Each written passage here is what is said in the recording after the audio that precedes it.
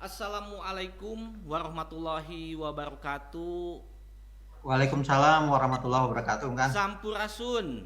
Sampes. Mohon. Waginet Tribun Jabar, kita kembali lagi dalam live event Government Talks. Live event ini, yang Government Talks ini lebih banyak membahas mengenai apa sih yang ingin disampaikan oleh pemerintah daerah, baik itu pemerintah kota, kabupaten maupun provinsi, tentang program ataupun tentang perkembangan terbaru, informasi terbaru yang ada di pemerintahan daerah. Nah, telah hadir bersama kita semua Pak Hermansyah sebagai Karo Humas Keprotokolan Setda Provinsi Jawa Barat. Selamat bergabung Pak Herman. Pak Hermansyah, Ya, selamat bergabung. terima kasih Kang diundang Oke. untuk kegiatan hari ini. Iya. Kita mulai saja Pak Hermansyah. Ya, Bahwasanya banyak masyarakat yang ingin tahu tentang perkembangan terbaru dari Gedung Sate, karena sebelumnya itu kalau nggak salah sebulan yang lalu Gedung Sate itu sempat di lockdown akibat ada sekitar 30 atau 38 ya, 38 PNS yang reaktif COVID-19. Nah, kemudian 2 minggu yang lalu pun sempat nih di lockdown kembali, tapi dalam kasus yang berbeda, lebih ke antisipasi gitu. Nah, warga Jabar nih pingin tahu kira-kira perkembangan terbaru apa sih yang ada di Gedung Sate sebagai kantor pusat pemerintahan Provinsi Jawa Barat. Bisa ya, dijelaskan Pak Hermansyah, Mangga? ya, terima kasih Kang. Jadi memang sekitar sebulan yang lalu ya Kang ya, Betul. Gedung Sate ini sempat kita tutup total gitu, artinya memang akhirnya kita bekerja di rumah gitu. Hmm.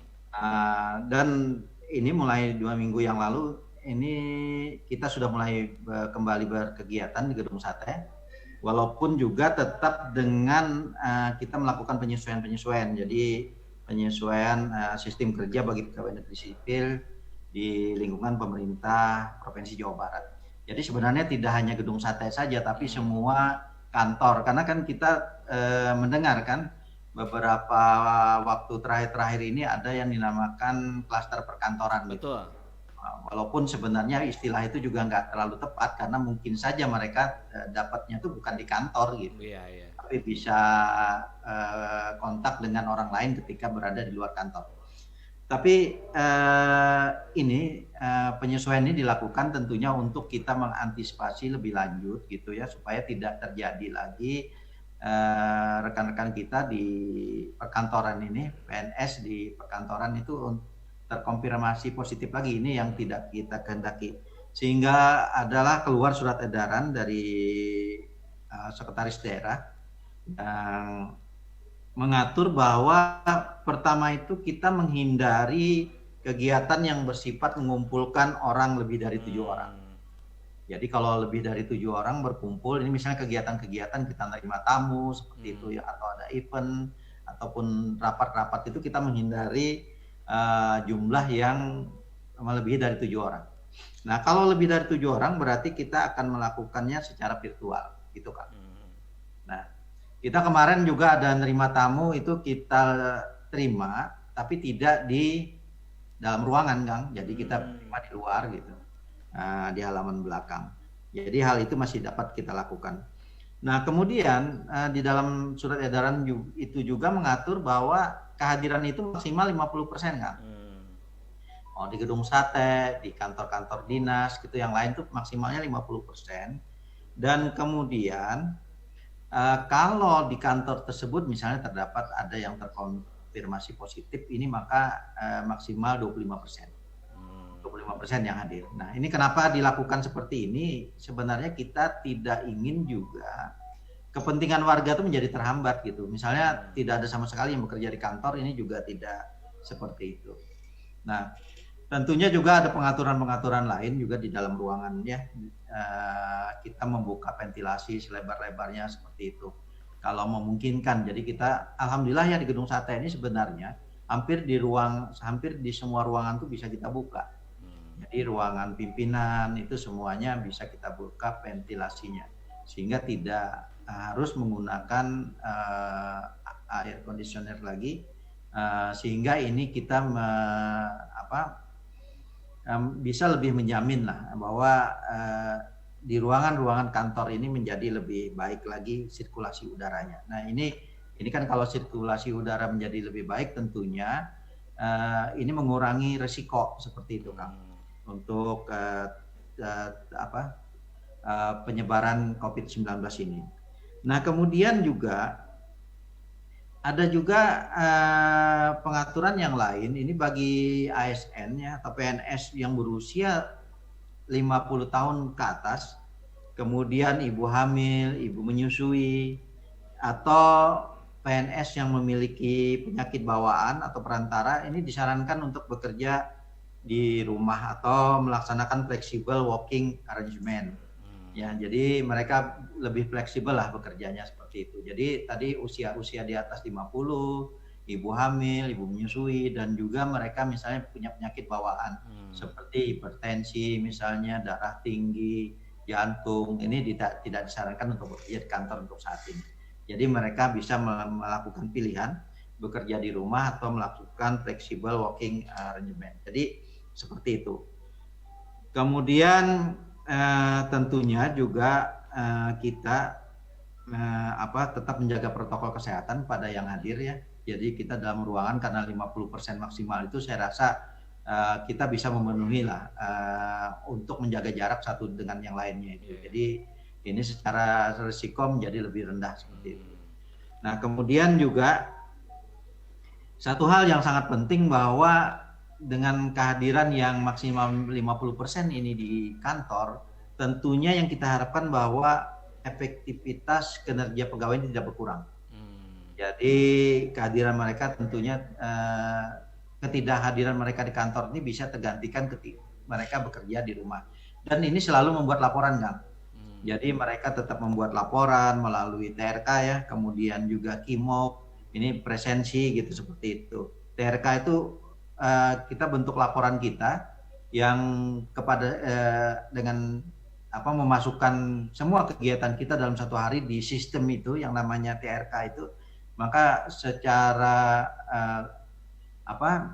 ini kita itu bisa diukur gitu kinerja kita. Jadi ukuran kinerja kita itu tetap bisa dilihat sejauh mana mereka melakukan kewajiban-kewajiban mereka sesuai dengan porsinya. Jadi bukan berarti ketika tidak bekerja di kantor mereka tidak melakukan apa-apa seperti itu, karena laporan harian juga tetap dilakukan. Nah, ini saya rasa tidak mengurangi apapun. Jadi semua kita masih tetap melakukan pekerjaan seperti biasa. Kemudian juga dengan aturan yang diberikan ini kita juga tetap bekerja juga sesuai dengan apa yang diharapkan. Mungkin itu, Kang. Oke. Pak Hermansyah, tadi ada pembagian 50% ya, maksimal 50% yang bekerja. Kemudian yang 50% itu diantaranya itu ada yang PNS di atas 50 tahun, ibu hamil dan penyakit bawaan nih. Ya. Kalau dihitung-hitung ketiga yang tadi itu 50 tahun, ibu hamil penyakit bawaan ini udah mencakup 50% atau enggak? Nah, kalau belum, sisanya itu yang diprioritaskan yang mana nih yang untuk kerja di rumah gitu? Ya. Jadi memang kalau di humas protokol ini kan sebagian besar nih anak-anak muda nih gitu kan ya.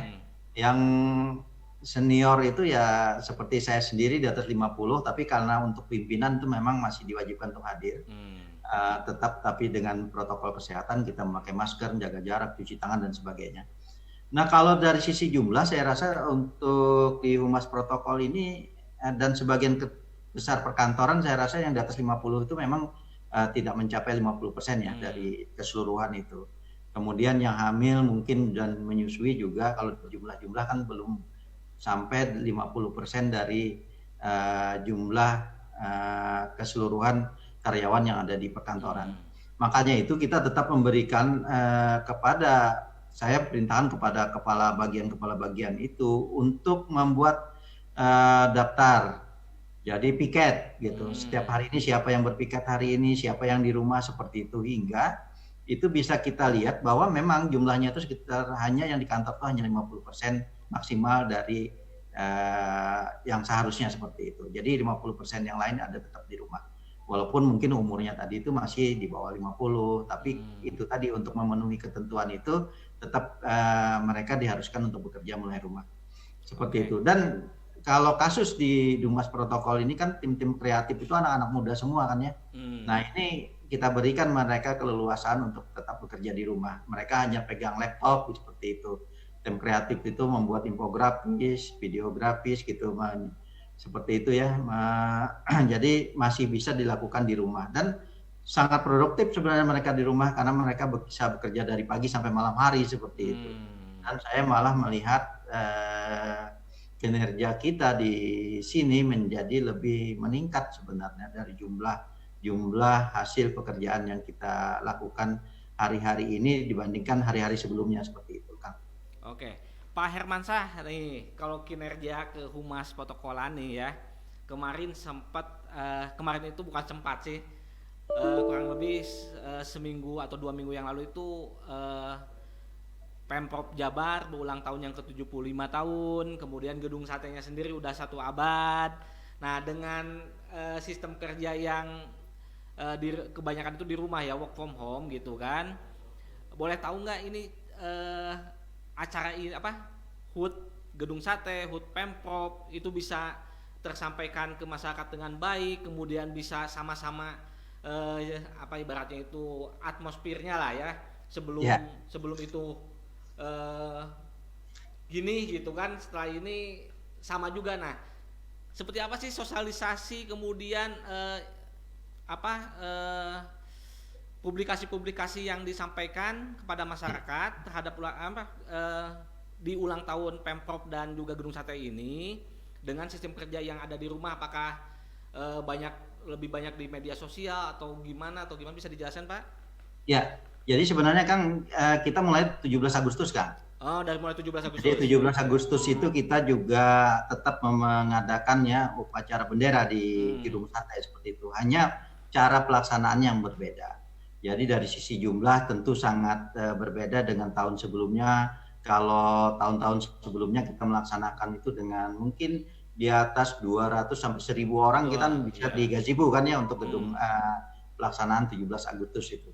Nah, pada kemarin kita melaksanakan itu hanya sangat terbatas, Pak Gubernur dengan Wakil Gubernur dan Forkompinda kemudian ditambah Pak Sekda yang hadir langsung di Gedung Sate, kemudian dengan petugas upacara yang sangat terbatas, jumlahnya hanya 3 orang untuk menarik bendera, kemudian ada pasukan juga yang sangat terbatas jumlahnya.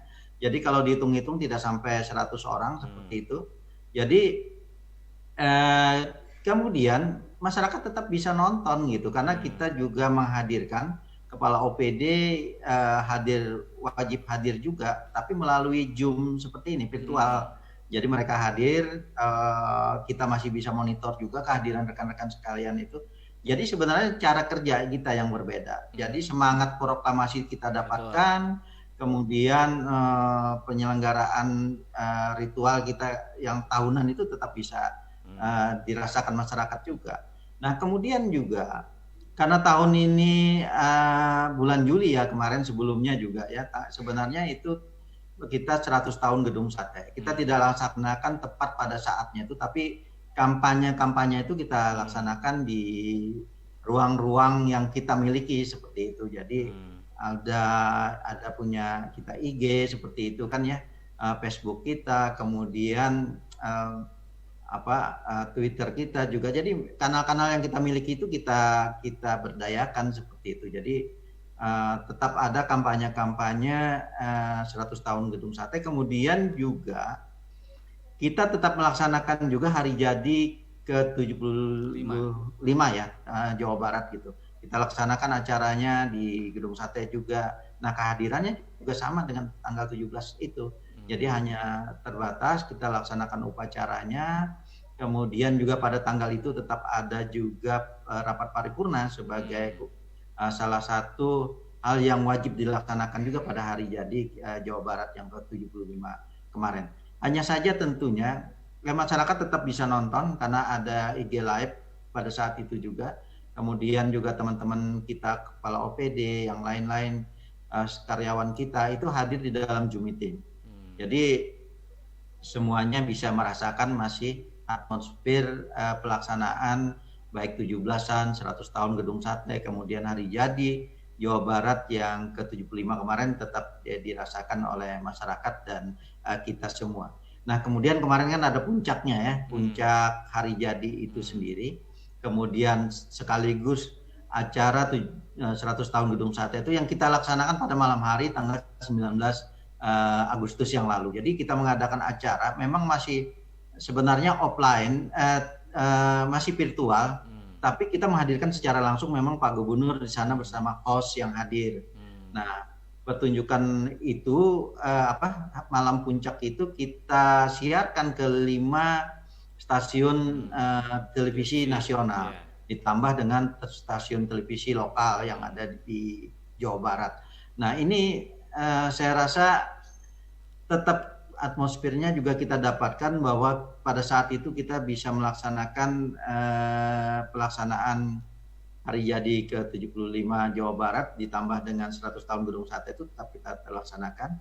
Masyarakat bisa nonton di 5 stasiun TV nasional, kemudian juga ditambah yang lokal, ditambah lagi ada IG Live juga, sehingga saya rasa ini jangkauannya, kemudian masyarakat bisa melihat itu juga sangat ini. Nah, kemarin juga tampilkan beberapa talent-talent yang saya rasa juga ini sangat bagus sebenarnya acara kemarin, walaupun semuanya itu sudah di taping lebih awal gitu. Jadi ada tarian, ada yang nyanyi di sana, macam-macam di sana pertunjukan itu semuanya di taping duluan, hanya hostnya aja yang hadir. Jadi Kang, di sini kita dapat belajar sebenarnya ya Kang ya. Pandemi ini mengajarkan kita bagaimana kita bisa tetap melakukan suatu kegiatan gitu, tapi dengan cara yang berbeda. Kita melaksanakan virtual seperti itu kan, tapi tetaplah memberikan sesuatu hal sebagai hadiah ulang tahun kemarin kemerdekaan, kemudian 100 tahun Gedung Sate dan juga 75 tahun Jawa Barat gitu kan. Pak Hermansyah tadi bicara tentang sebenarnya kita bekerja seperti biasa, hanya ada adaptasi lah ya kalau kata Pak Gubernur yang dipakai di seluruh Indonesia. Ternyata Pak Gubernur ini yang mencetuskan adaptasi kebiasaan baru gitu kan. Semuanya jadinya dipakai, tadinya new normal, ternyata sekarang semua di Indonesia pakainya AKB, adaptasi kebiasaan baru. Nah, di kehumasan sendiri atau di keprotokolan, apakah ada program virtual kedepannya? Apa saja sih? Boleh sharing ke kita? Ya, masih ada Kang. Jadi beberapa kegiatan. Kalau event-event yang offline memang sudah kita drop semua ya Kang ya. Tapi kita masih ada nanti kegiatan ini. Karena gini Kang, acara puncak hari jadi Jawa Barat ini kita akan berakhir di bulan Oktober. Jadi puncaknya ini dalam rangkanya ini masih ada kegiatan-kegiatan yang akan kita laksanakan sampai dengan bulan Oktober nanti. Tentunya ini masih melalui virtual tadi Kang. Jadi mudah-mudahan ini mungkin dalam tanggal 12 September nanti juga ada salah satu kegiatan yang dalam rangka hari jadi Jawa Barat yang ke-75 ini. Jadi kita bersama memang media juga, salah satu media, nanti kita akan mengadakan acara secara virtual, walaupun juga ada yang hadir mungkin di Gedung Sate, tapi tidak, paling ya beberapa orang lah, tapi itu akan disiarkan juga di media televisi seperti itu, dari media yang mengadakan itu. Jadi kita kerjasama gitu seperti itu, Kang. Jadi kita tetap menyesuaikan dengan di masa pandemi ini, tentunya kita mengurangi kontak langsung dengan banyak orang seperti itu, dan bagaimana kita tetap bisa menyelenggarakan ini. Tentunya sekarang ini secara virtual ternyata memang cukup ini juga Kang, artinya masih tetaplah kita bisa memberikan hal yang terbaik bagi masyarakat kita di Jawa Barat. Oke, Pak Hermansyah, ini kembali lagi ke protokoler kesehatan. Ini ada prosedur tertentu tidak ya untuk misalkan pegawai yang akan masuk ke Gedung Sate, apakah ada protokol-protokol khusus gitu kan? Misalkan nih, setiap yang bekerja itu harus membawa surat keterangan hasil rapid test atau gimana? Bisa dijelaskan Pak? Untuk yang biasanya masuk ke Gedung Sate yang bekerja ataupun yang ke kantor-kantor pemerintahan lainnya. Iya Kang. Jadi memang kita protokol kesehatan ini sangat ketat ya setelah kita kejadian beberapa waktu lalu itu. Jadi uh, protokol kesehatan kita jalankan. Yang pertama itu seperti biasa di depan masih ada untuk cuci tangan gitu, hand sanitizer. Kemudian juga sekarang ini ada ini Kang, kita harus ada aplikasi. Sebelum masuk ke gedung sate ini kita harus ini dulu ke aplikasinya itu ya, sehingga absen lah, semacam absen kita di sana.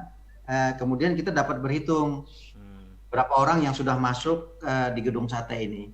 Jadi kalau melebihi kapasitas dari normal itu kan 400-an ya, 480-an ya. Jadi kalau separohnya itu kan maksimalnya sekitar 240-an ya. Nah, kalau melebihi itu kita tidak bisa lagi masuk di sana gitu. Jadi ada yang jaga di situ. Seperti halnya kita masuk di mall kan. Ada barcode kan. Nah, itu barcode-nya kita foto, itu akan langsung sistem mencatat kita orang keberapa yang masuk ke gedung wisata itu. Nah, kemudian tentunya memakai masker dan juga protokol yang lain di dalam ruangan itu harus kita laksanakan. Nah, kita secara rutin sebenarnya ya untuk ASN di gedung sate itu kan selalu melakukan minimal tuh rapid test kan. Jadi rapid test itu selalu dilaksanakan kita ini sehingga kita bisa menjamin lah bahwa kita itu memang kondisinya sangat bagus gitu ya, artinya baik. Kemudian juga karena sekarang kan banyak yang OTG ya Kang ya. OTG orang tanpa gejala itu kan itu yang akan mengkhawatirkan gitu. Kita mungkin saja yang sehat-sehat seperti ini kalau kita tidak cek, kita tidak tahu sebenarnya kita ini tertular atau tidak COVID-19 itu. Makanya ini menjadi salah satu kewajiban juga yang harus dipenuhi oleh ASN atau PNS di gedung sate ini. Nah, untuk tamu-tamu seperti itu juga Kang. Apalagi tamu-tamu yang dari luar daerah misalnya. Ini kita sangat selektif untuk menerima orang, sehingga setidaknya mereka juga dapat menunjukkan hasil rapid atau kalau bisa swab test ini akan menjadi lebih bagus gitu. Jadi seperti itu. Kemudian juga kalau kita menerima tamu seperti halnya yang disampaikan dalam edaran tadi kan kita tidak berkumpul lebih dari 7 orang seperti itu. Walaupun rombongan besar kita mungkin akan terima beberapa orang perwakilan seperti itu. Atau kita menerimanya tidak di dalam ruangan. Jadi kita siapkan di belakang, di halaman belakang sana ada ruangan yang cukup bagus. Mungkin Akang pernah masuk ke belakang, di belakang gedung sate itu.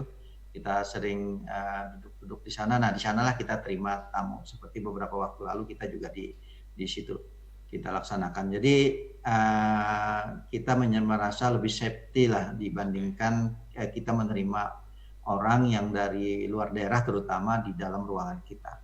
Tapi kalau kita ya siapa?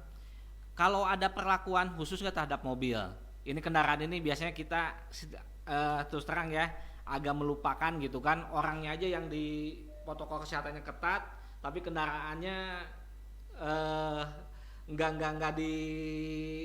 nggak disaring dengan ini juga ketat juga. Apakah di gedung sate apakah ada perlakuan khusus untuk kendaraan-kendaraan dari luar? Yang ini virus ini kan bukan hanya bisa saja kan menempel di kendaraan atau apa. Nah, Pak Herman, apakah ada perlakuan tersendiri juga untuk kendaraan-kendaraan baik itu kendaraan pegawai ataupun tamu?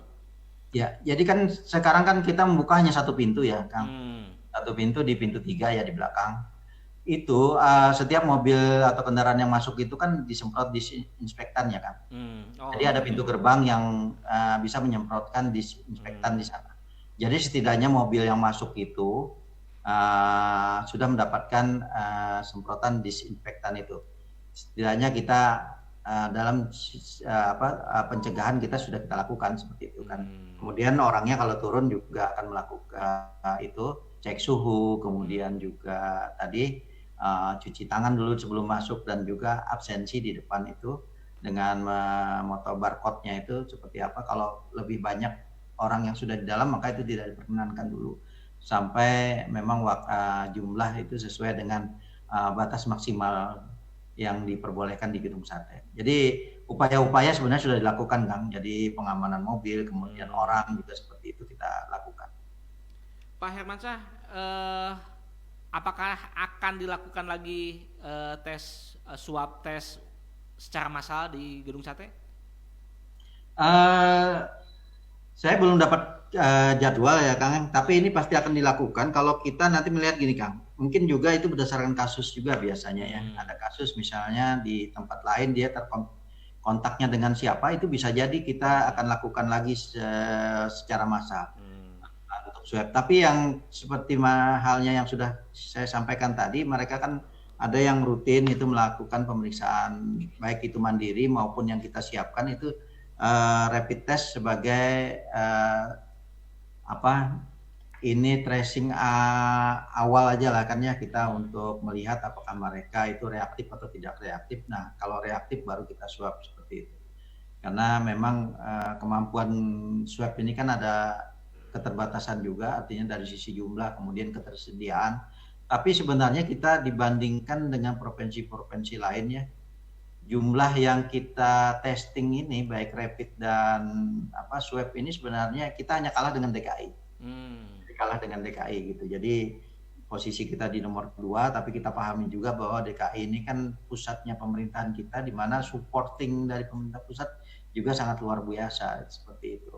Sementara kita kan banyak juga selain ada bantuan juga berusaha mandiri juga kita dalam penyiapan itu.